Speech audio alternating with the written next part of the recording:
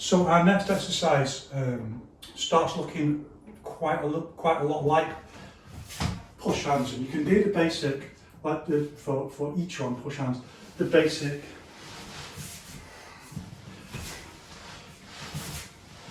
if you can see that. This is also good practice, by the way, putting the ball on an angle to the wall, while you're on an angle to the wall, and it makes it just react in an odd way depending on which arm you're pushing. It's different that way to it is that way. That's also very good practice. So we can practice the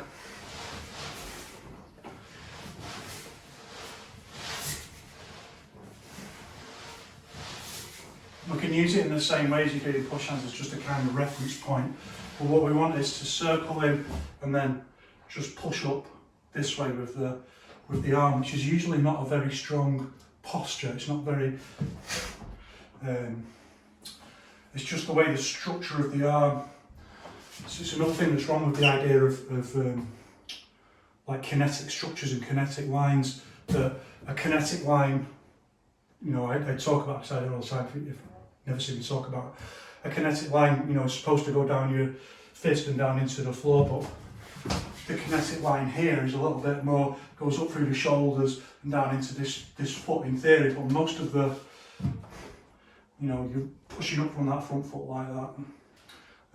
Most of the force is in the arm, so it's quite hard to generate power. But we can begin with one hand circling and just into the push in with the forearm. One, push in. Or if you like, just take it back a step and just do the flow. Do the flow, and then begin bringing into the lock point with a little bit of resistance. So do the flow.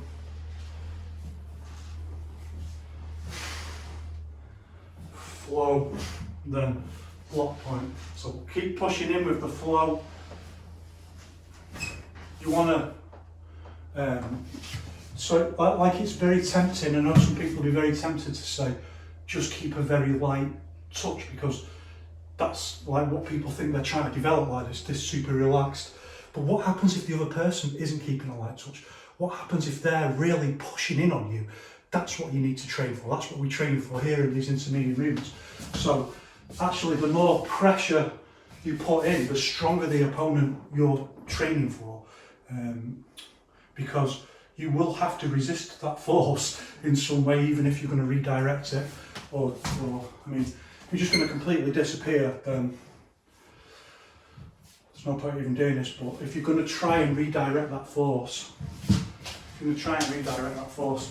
that force has got to be there, and you've got to be used to the strength of it. So the more you push in, the trick is to try and retain your own correct movement quality.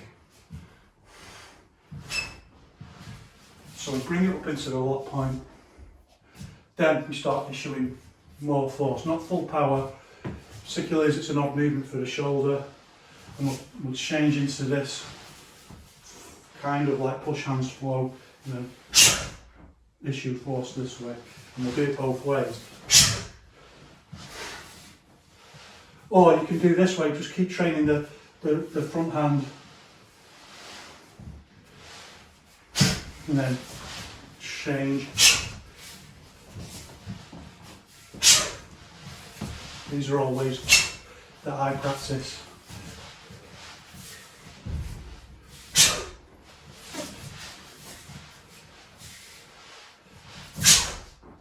And then you can change to using the back hand rather than the front hand.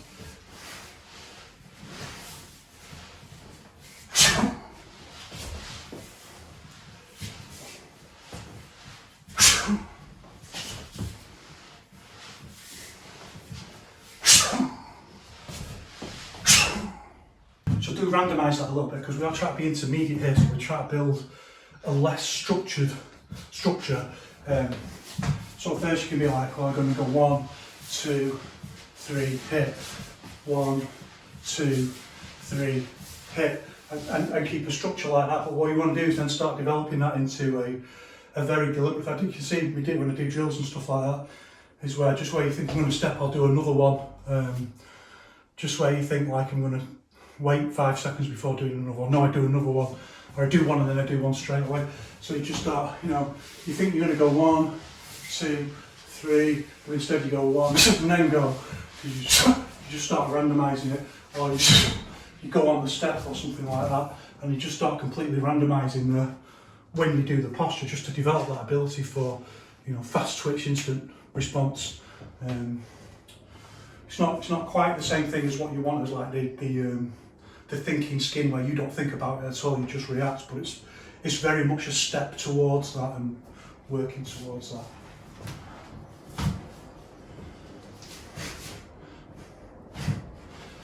So simple exercise then we can do from that posture one. So we'll do front hand is in with the shoulder, change.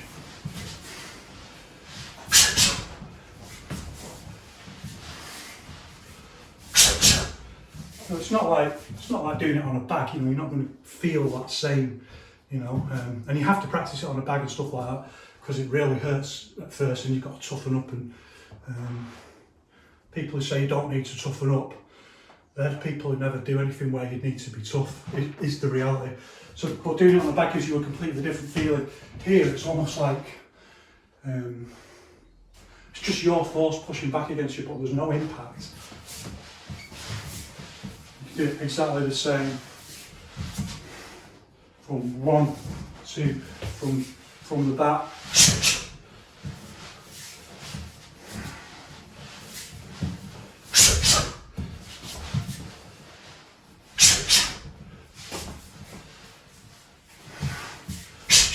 As from the front. Now even more intermediate variation. So 1, 2, I'm doing it on a bit of an angle, pushing this way. I'm going to change the way I do it slightly. So instead of being forearm that way more, I'm going to be more out that way, and then I'm going to change to a palm push.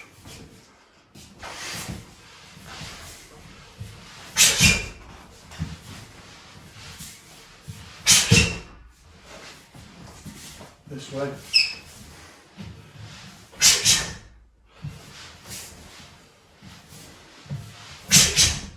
Again, it's not the same as doing it on a bag. I've got a video up of me hitting a bag pretty hard, you know, like with the palm strikes, and plenty more of that to come. It is a different feeling, but it's good. It's like a really challenging. It's almost like the resistance is there, but it's not about impact. It's about, you know, it wobbles you and it challenges you to maintain your structure under this kind of wobbly pressure, which is really, really great. It's really great training.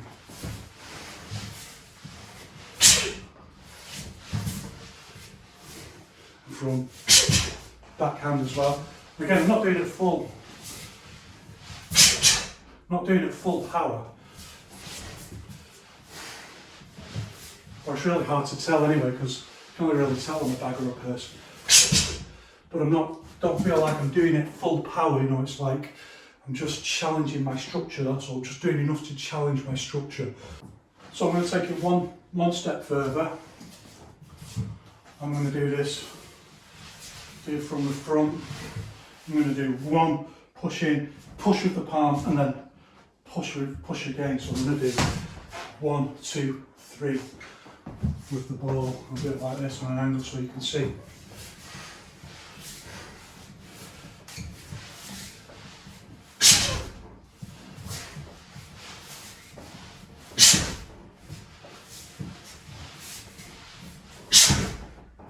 This is very often what you need with pushes, unless they're off balance. The first push is just to shift them off their balance, and that massively magnifies the power of the second push without you doing it any stronger than you would normally do. So you could do 2 pushes exactly the same power, but the second one has more effect because they're off balance, and that's exactly what you want with far lean, with pushing. I do it on the bag all the time, where I hit the bag once, like I far lean with the forearm, then I hit the bag, and it massively amplifies the the power and get it moving and then hit. So one, we'll do from the back, one, palm, and push. This is much harder to do.